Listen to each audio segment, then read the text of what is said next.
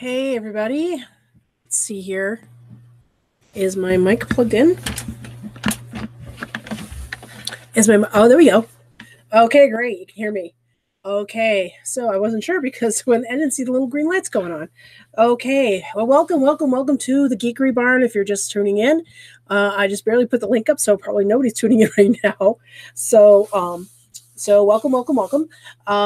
So we got a couple things to talk about today.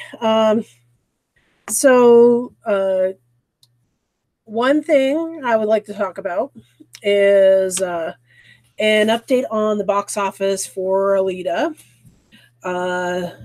It has officially broken even and is looking to get past that.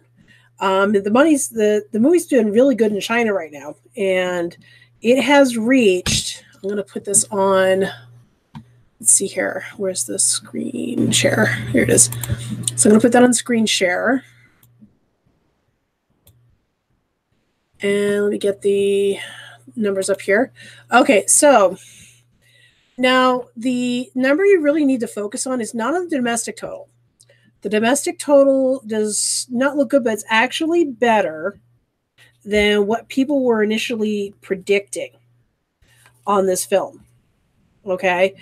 Because it's actually doing better. It's actually doing better here in the States than they thought it would. I don't know if they really had any serious expectations for how it was going to do over here. But as far as how it was going to do, I think it's doing better than they thought it was, and it's doing like gangbusters in the Asian countries, in particular in China. It's doing really good because the number you really need to focus on is not so much the domestic gross as much as, if you notice, most of the money is coming from the foreign market. Let me get a drink here.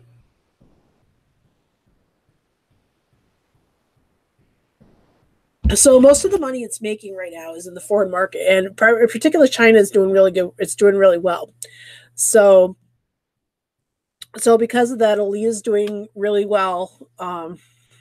So it's looking to make its money back, and then some. So it's on that path right now. It's only been a few weeks. So it's looking like it's going to. It's looking like it's going to do well, and should be enough for them to justify a sequel. Although I think that's going to be put on the back burner for a while, because the fact that Alita is a Fox property and they're still in the process of working out the deal with Disney in regards to the property. So they're still working on that deal right now. So I think they're getting close to the end of the deal, to the end of it. So, but I think once that deal is settled, they'll be able to talk sequel on this one, because it's definitely made its money back. It's made its money back. It's enough to break, from what they said, from the based on the alleged budget. They said it was about $170 million to make this film. Based on the budget, they said it was probably going to make about $350 million to break even. And they're at the break-even point now. So it's going to make its money back, and so it'll justify a sequel. And especially with how the movie ended, there better be a sequel. But yeah, it's justified the making of a sequel at this point, and it's going to last a few more weeks. And they haven't announced like I said, they haven't announced a sequel yet, because they're in the process of. They are in the process of the Fox Disney deal. So, and the whole reason why the movie got moved to February to begin with was because of the Fox Disney deal. It was some of the concessions that they had to make in order to make sure that Fox movies did not compete against Disney movies as sort of a good faith gesture. So that's where we are with that right now. Another thing is there's one interesting story going around here, and let me look up. Let's see here.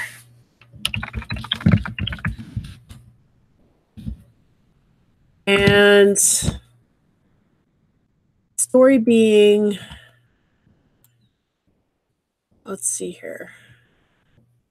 Here we go. Bionic Girl Tilly Locky. Okay.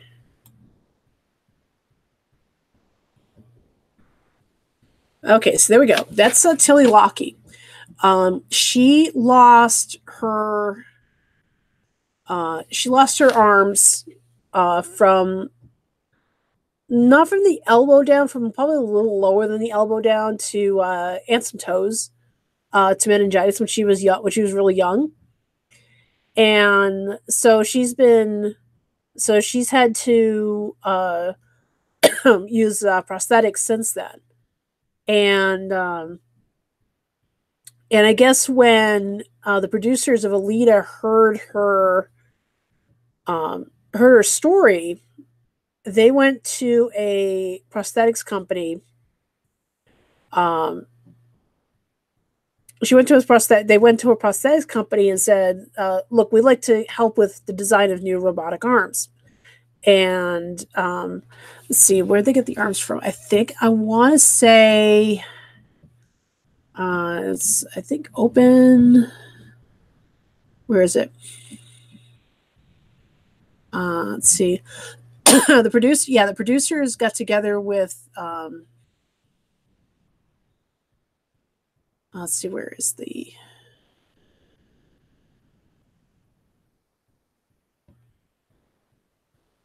Let's see here. Where is it?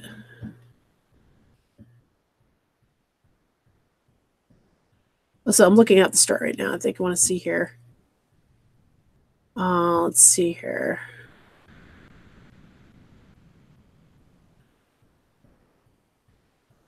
What's the name of the company? I'm trying to remember. Open Bionics. There it is. They're based in Bristol, in the Bristol, UK, and what they did was that they got together with the producers and they designed these arms that look very similar to Alita's Berserker outfit from later in the movie, and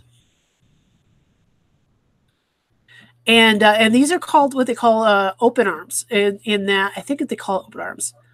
Let's see, what do they call them? Hero arms. There we go. They're very advanced prosthetics in that you notice they have fingers on them and everything, and all the user has to do is think about the action, and the arms will do it. And and I guess she's not going to be the only one benefiting from these. I guess from now on, this company is going to be making these on a regular basis for those who need them. And especially since young kids, when they get prosthetics, it can get very expensive for the prosthetics because of the fact that they're growing, they're still changing, and they're growing, they're still changing. So they have to upgrade their arms they have to upgrade their prosthetics every few years or so because of that. And she managed to get these. So they gave her these prosthetics, and and an amazing girl. She was talking about how when she was younger and people would see her without the arms, without the hands, and all that, that people would ask her about it. And she actually said she didn't actually get bothered by it so much because she understood that it looked kind of weird. So it just kind of gave her a chance to have a conversation with people about what happened, and why she didn't have arms. And so, sorry, excuse me. So it gave her the chance to have the conversation with people. But now, apparently, since she's gotten these arms, since she's gotten these arms, the conversation has shifted according to her in another interview.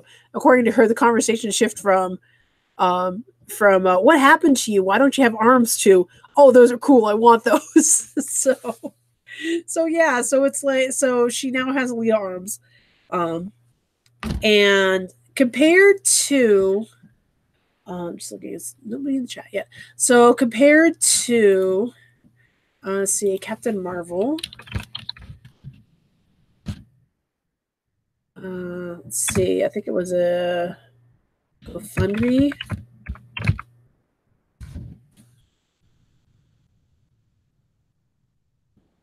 Compared to this fundraiser,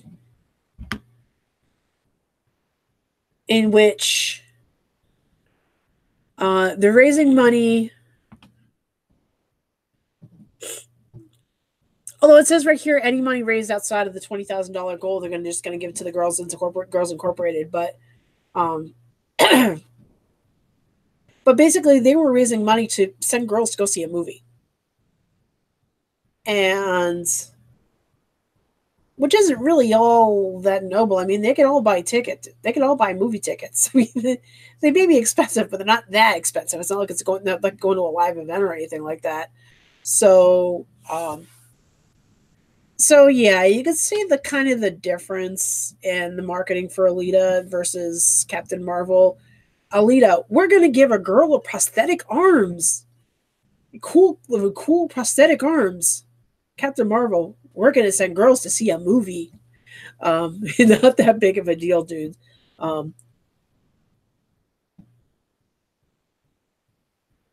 So speaking of Captain Marvel, I guess they're still working on damage control. Rotten Tomatoes. I don't know if I mentioned this last time, but Rotten Tomatoes has had to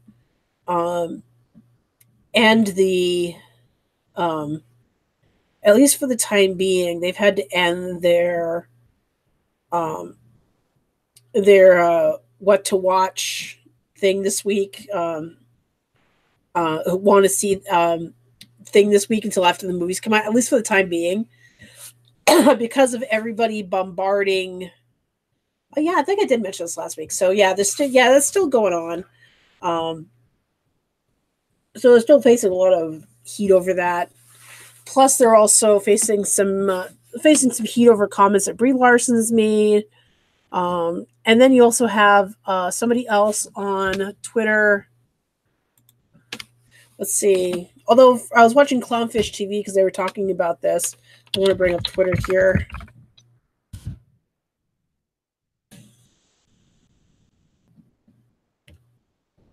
And let's see here. Let's see if I can find her here.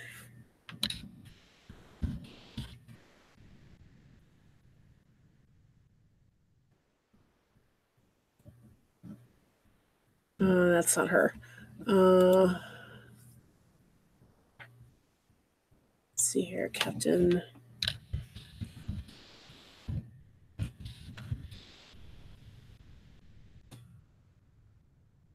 Let's see.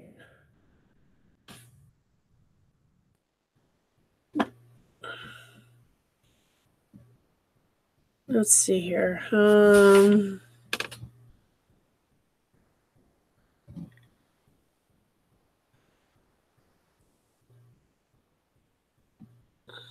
I'm just looking it up, but yeah, I was watching I think her name was Captain Martha on here. Does it look like she had the one account?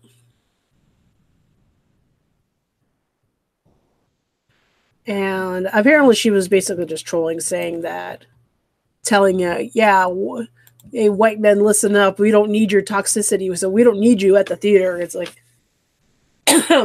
yeah.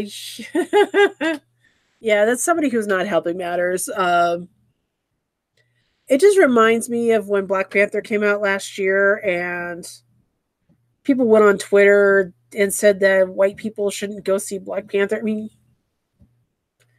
honestly, if you didn't have white people go see Black Panther along with the black people, then the movie wouldn't have made much money, because honestly, there aren't that many black people in the U.S. I'm sorry. You may have huge pockets of minorities, but they still call the minority for a reason. There are not that many of them. But it just kind of reminded me of that, because everybody wants to lambast the white men and call them out on their toxicity. And so it's like, Oh my God, please no. Um, and it's ridiculous because I mean, there was a video going around earlier this week that I thought was awesome. It was again, it was somebody else making a comparison between what Brie Larson under advertised promoting Captain Marvel said versus Rosa Salazar, who plays Alita in Alita Battle Angel,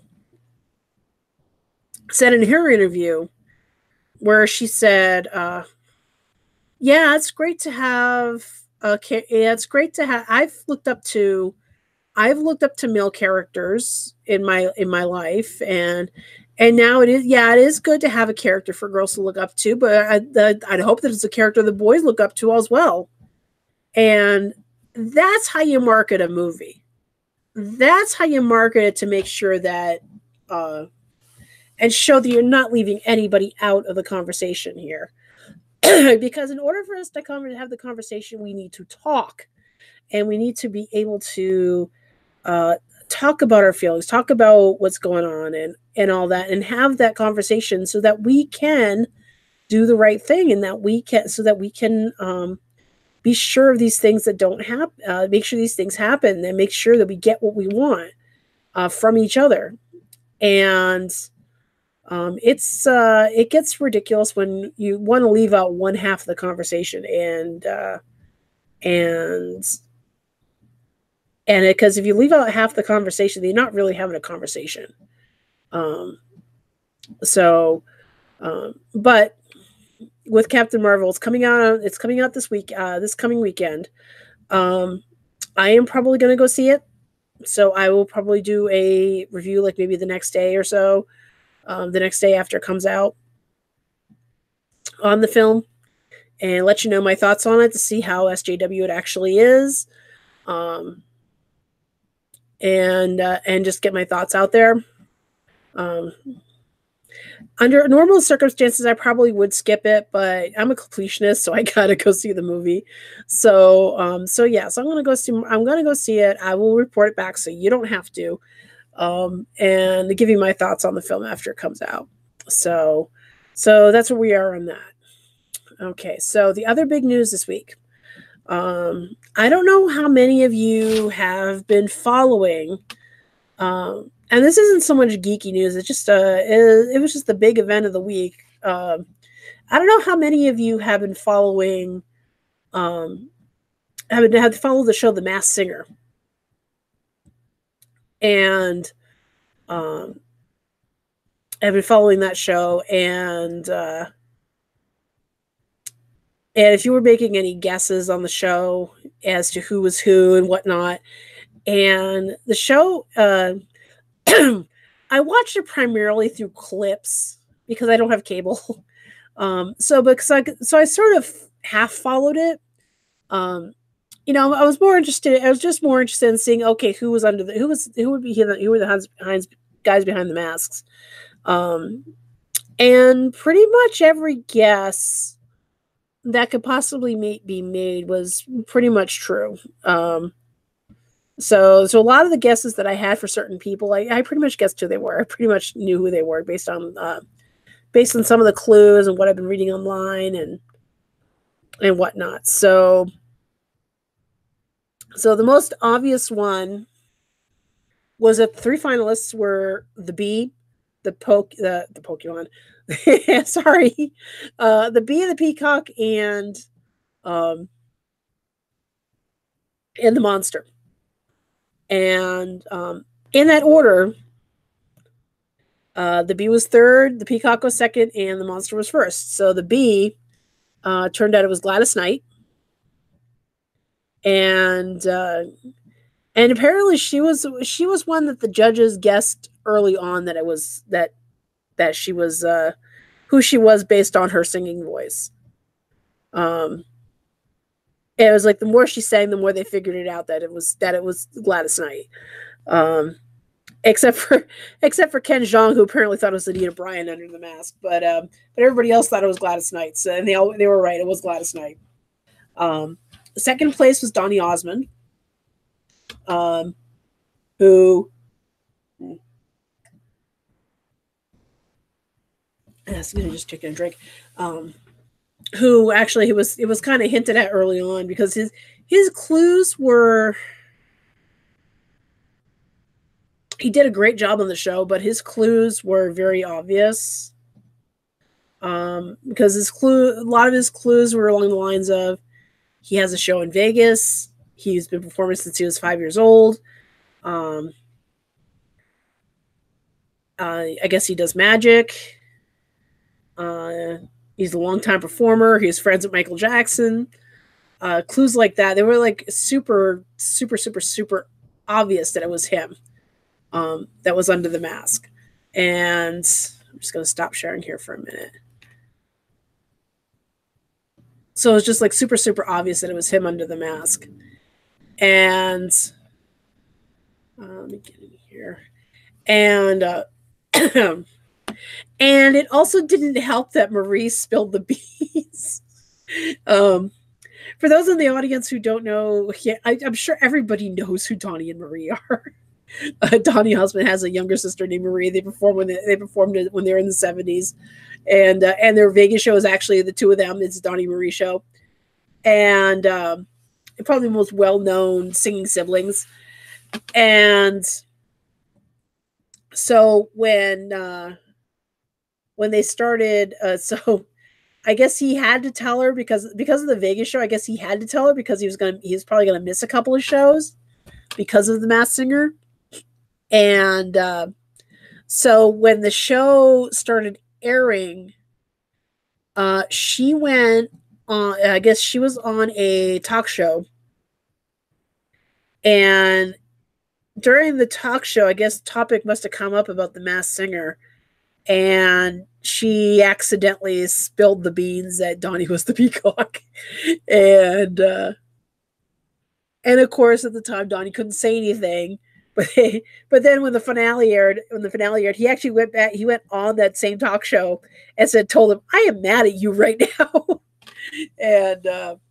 and said, "Yeah, he said he was not too happy with Marie because she spilled the beans," and he was like, "Yeah," he said he reamed her out big time for that one, and she felt really bad about it. And he goes, and his response is always like, "Yeah, it's the last time I tell Marie a secret." But yeah, I mean, as far as the performers go, as far as who won, the winner was the Monster. That was T-Pain, and I've seen him in interviews where he's talked about being in that monster costume, how hot it was, but he said he picked that costume because he didn't think he was going to go beyond the first round. He thought his voice would be too recognizable, so he kept going. So he thought it was going to be eliminated in the first round, and it turned out he ended up winning the whole thing. And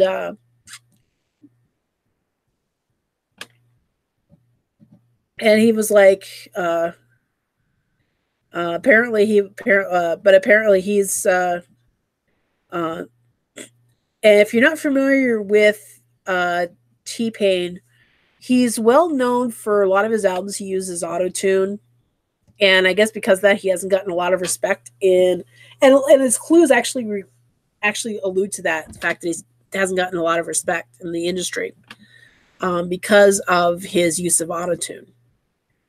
And he ended up winning the whole contest, and in interviews, he talked about he thought his voice would be recognizable, but of course he was like, because of course he forgot that he used auto-tune a lot on his albums. And so when he went on the air, when he went on the show, his basic response was like, "Yeah, he's not going to stop using auto-tune," according to him. And he says, "Yeah, I've kind of proved my point. I can sing," kind of thing. So as far as my favorite was Donny Osmond as the peacock, but I have to agree, the monster T-Pain did a really good job. Like the second to the last performance that he did a phenomenal job with the with a Sam Smith song, and he had a lot of soul, and I made the judges cry. and he seriously he has some pipes on him. He can sing really, really well, and it's a credit to him that it looks like that he uses autotune as a tool, but he doesn't really need it. He's really got a really good voice, and he ended up winning the whole thing. It was just awesome, and so I was glad to see that he won. Although my favorite, like I said, my favorite was Donny Osmond as the Peacock because his performance every week was just great. He was just a true showman throughout the thing. My son's was the rabbit who turned out to be Joey Fatone from NSYNC, and he liked the rabbit, I think, because of his trickster nature, and of course my son likes bunnies. So but I mean, as far as like I said, and it's like afterwards, I was finding went out and found clips of Donny Osmond in interviews and more recent interviews about the show, and then in last interviews, and the whole process that the celebrities went through on this is just amazing, because they didn't even know who they were competing against. All they knew was their characters, and all they knew was that. All they knew was that there was a monster, there was a rabbit, there was a raven, there was a unicorn, there was a pineapple. They only knew the person's characters. They didn't know who was actually behind under the masks of any of these. So they found out at the same time everybody else found out when they were doing the show. So. Well, actually, they said they found out. Actually, from what Donny Osmond said, he found out the same way everybody else did by watching the show on TV at home, because he didn't know who was who, so he didn't know who he was competing against, and so yeah, it's incredible. And T-Pain, and I guess another of your T-Pain was like I felt bad for beating Gladys Knight of all people. But yeah, they did a really, really, really. T-Pain did a really good job, and voting congratulations to him. Donny Osmond, and he also said him and Donny Osmond may do something together. I don't know, but that would be incredible though, because they did a really good job on that show, and they are slated for a second season. So I will be looking forward to watching that when it comes out. So we'll see what celebrities they're able to get this time. But it also kind of, to me, also reflected on who we see as a celebrity versus who other people see as a celebrity. And who we think of as a celebrity versus who other people think of as a celebrity. And because... like I said, I wasn't really watching the show per se. I was watching the clips on YouTube and of the show, and because I don't have cable. And so when I was watching the show, I was watching the clips, and when I was watching, somebody did a compilation of all the winners, all the reveals that were done. And so after they did all the reveals, my son's kind of like stone faced. He doesn't really. So I kind of looked at him and said, "You don't know who any of these people are you? Do you?" He's like, "No." So I actually had to explain to him who everybody was. I said, "Yeah, they might not be celebrities in your world, but in the grander scheme of things, they're all celebrities in their different fields." I mentioned that one's a football player. One of them was a football player, was now a newscaster, but is now a football announcer. Or one of them used to be a talk show host, is also an actress, and kind of went through all of them. And I explained Rumor Willis is a daughter of celebrities, but she's also a celebrity in her own right, and just kind of went down there. And it's like, oh yeah, and Donny Osmond's for like when I was a kid, and he was asking, and he's like, oh, how are they going to get real celebrities for the next one? And it's like, these are real celebrities. So so it's also kind of funny to see the kind of generational gap there as to who is actually considered a celebrity per se. So So yeah, so that's my thoughts on that's that's my thoughts on the Masked Singer. Oh yeah, and I also tweeted something on Twitter, which I think if they really want to throw people off, they really need to do harder clues. Um, and on the show, the Masked. Ellen on her show has been doing a thing on her show called the Masked Dancer. It's sort of a pseudo parody, and she goes, "We're gonna do the Masked Dancer until either we get sick of it or we get sued." So, and it's funny because they actually had Ken Jeong as one of the masked dancers one time. But yeah, they're doing they're doing the Masked Dancer on their show, and basically that one is just one celebrity. They just do one. They just have this person on, and basically the whole idea is Ellen and Twitch, her announcer, getting together and trying to figure out who the guy is. And I think they've only gotten it right. I think Twitch has gotten it right once. Ellen hasn't gotten it right yet, from what I've seen.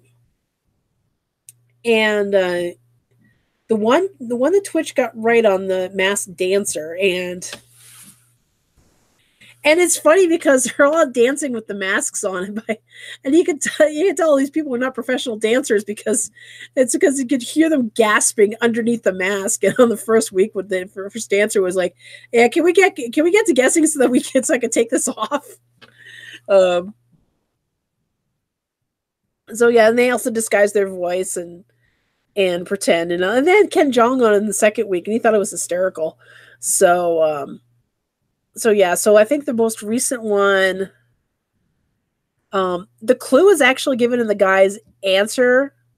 So once it was revealed, it made sense. but the most recent one, they had the dancer was Colton from The Bachelor. Now I don't follow The Bachelor, so I had no idea who this guy is. They had Colton from the show The Bachelor, and so they asked him a series of questions, and one of the questions was, "Are you married?" And his response was, "That's a spoiler." So that was a huge, huge, huge clue that he was from The Bachelor, because he couldn't tell either way whether he was married or not, or with a girlfriend or not. And Ellen and Twitch were like, "How is that a spoiler? People want relationships all the time. How is your marriage a spoiler?" And then once he revealed himself, they're like, "Oh, okay, that's why you said it was a spoiler."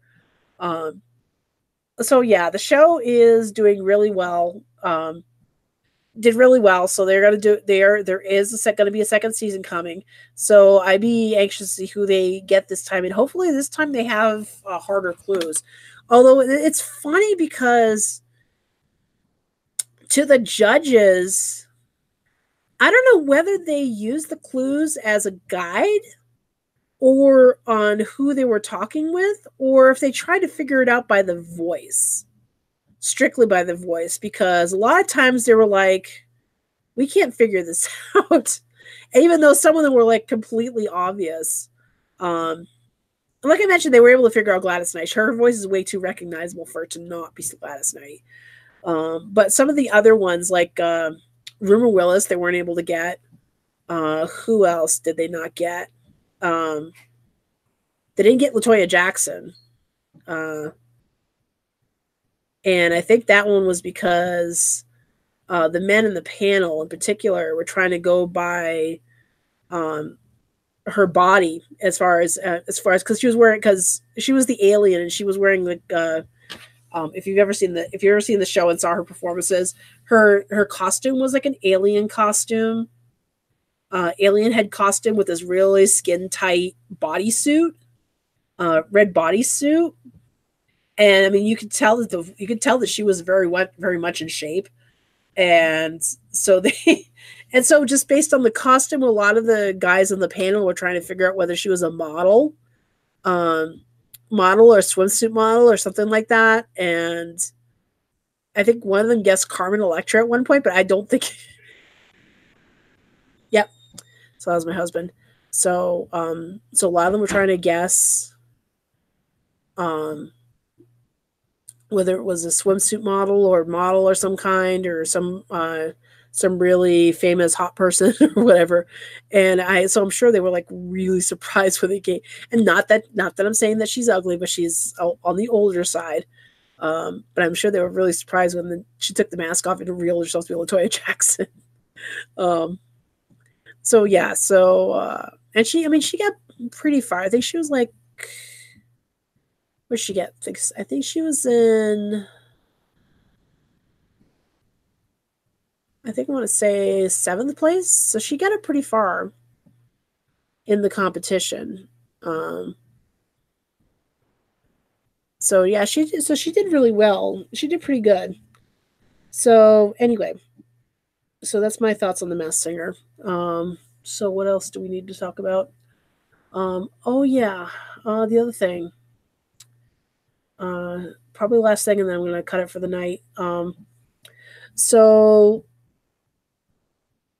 no, it's not geeky enough, so I'm not gonna talk about that. So I'm just gonna cut it night. I'm gonna just cut it short for tonight, and so next time, hopefully, next time, we'll have a conversation about um, Captain Marvel and how I like it and all that. Although I may do something in between, depending on what's going on. But right now, that's where we stand. Okay, so have a good night.